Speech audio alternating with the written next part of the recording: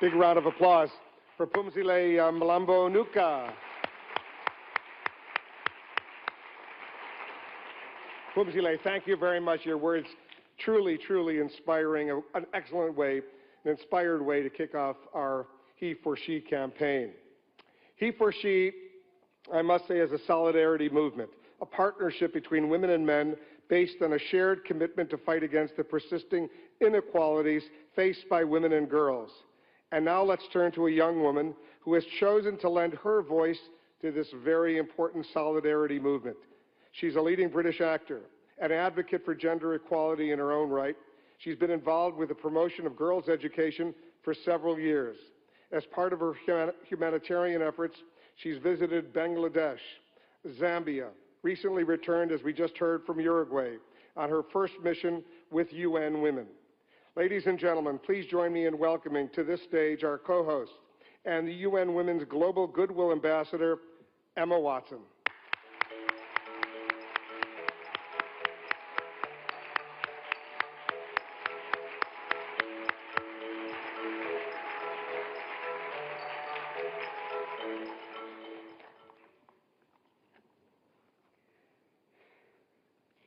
Your Excellencies, UN Secretary General, President of the General Assembly, Executive Director of UN Women, and distinguished guests.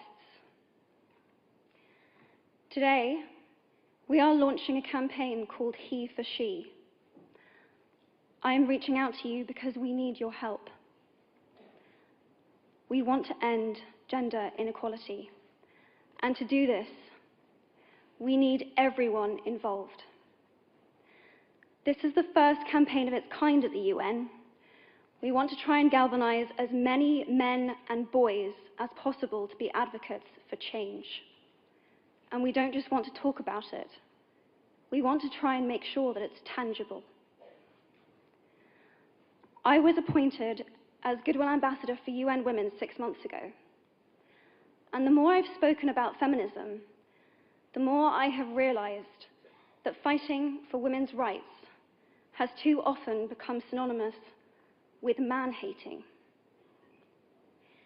If there is one thing I know for certain, it is that this has to stop. For the record, feminism, by definition, is the belief that men and women should have equal rights and opportunities. It is the theory of the political, economic, and social equality of the sexes. I started questioning gender-based assumptions a long time ago. When I was 8, I was confused being called bossy because I wanted to direct the plays that we would put on for our parents, but the boys were not. When at 14, I started to be sexualized by certain elements of the media. When at 15, my girlfriends started dropping out of their beloved sports teams because they didn't want to appear muscly. When at 18, my male friends were unable to express their feelings. I decided that I was a feminist, and this seemed uncomplicated to me. But my recent research has shown me that feminism has become an unpopular word. Women are choosing not to identify as feminist. Apparently, I am among the ranks of women whose expressions are seen as too strong, too aggressive, isolating, and anti-men, unattractive even.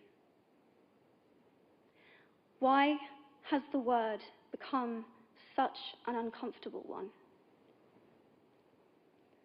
I am from Britain, and I think it is right that I am paid the same as my male counterparts.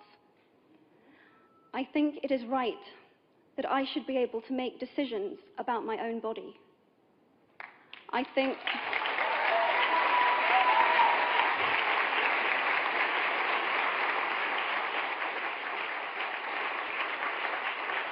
I think it is right that women be involved on my behalf in the policies and the decisions that will affect my life. I think it is right that socially I am afforded the same respect as men. But sadly, I can say that there is no one country in the world where all women can expect to receive these rights. No country in the world can yet say that they have achieved gender equality. These rights I consider to be human rights, but I am one of the lucky ones. My life is a sheer privilege because my parents didn't love me less because I was born a daughter. My school did not limit me because I was a girl. My mentors didn't assume that I would go less far because I might give birth to a child one day.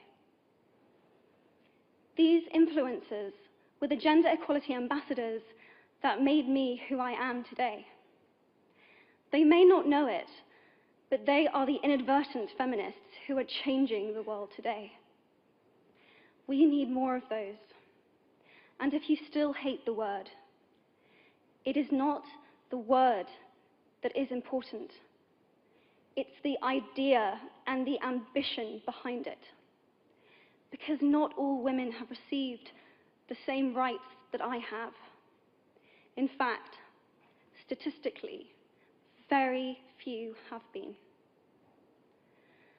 In 1997, Hillary Clinton made a famous speech in Beijing about women's rights.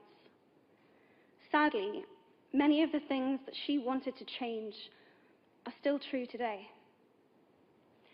But what stood out for me the most was that less than 30% of the audience were male. How can we affect change in the world when only half of it is invited or feel welcome to participate in the conversation? Men, I would like to take this opportunity to extend your formal invitation.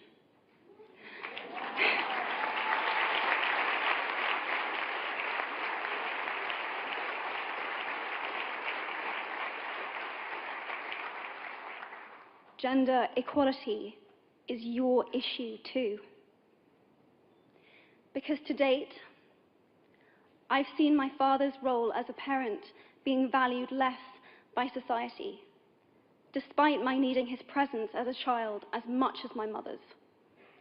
I've seen young men suffering from mental illness, unable to ask for help, for fear it would make them less of a man or less of a man.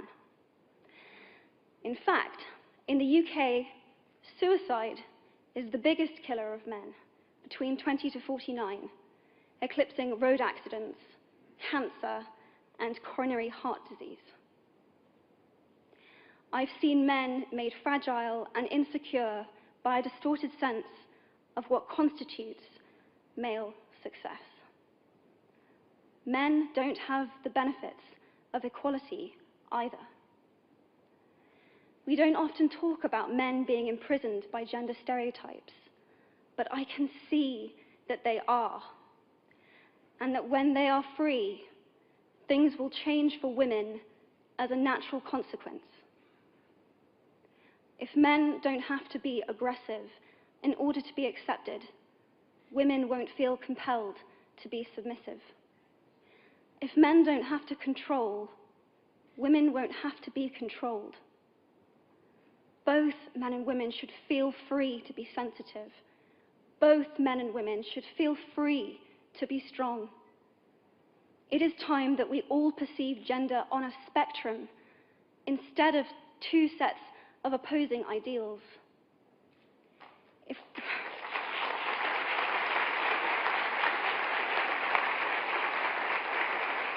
If we stop defining each other by what we are not and start defining ourselves by who we are, we can all be freer.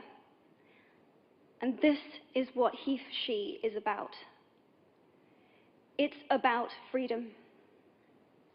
I want men to take up this mantle so that their daughters, sisters, and mothers can be free from prejudice, but also so that their sons have permission to be vulnerable and human too. Reclaim those parts of themselves they abandoned, and in doing so, be a more true and complete version of themselves. You might be thinking, who is this Harry Potter girl? And what is she doing speaking at the UN? And it's a really good question. I've been asking myself the same thing. All I know is that I care about this problem, and I want to make it better. And having seen what I've seen, and given the chance, I feel it is my responsibility to say something. Statesman Edmund Burke said, "All that is needed for the forces of evil to triumph is for good men and women to do nothing." In my nervousness for this speech, and in my moments of doubt, I've told myself firmly, if not me, who? If not now, when? If you have similar doubts when opportunities are presented to you, I hope that those words will be helpful. Because the reality is that if we do nothing, it will take 75 years, or for me to be nearly 100, before women can expect to be paid the same as men for the same work. 15.5 million girls will be married in the next 16 years as children. And at current rates, it won't be until 2086 before all rural African girls can have a secondary education. If you believe in equality, you might be one of those inadvertent feminists that I spoke of earlier. And for this, I applaud you. We are struggling for a uniting word, but the good news is that we have a uniting movement. It is called HeforShe. I am inviting you to step forward, to be seen, and to ask yourself, if not me, who? If not now, when? Thank you very, very much.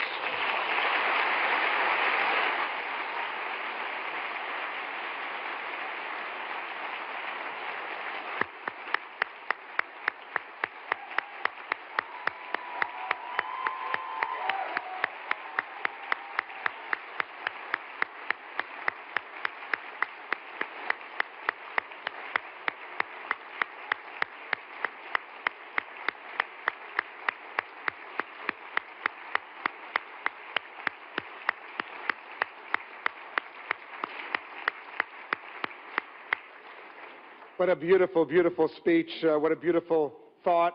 Emma, pay attention.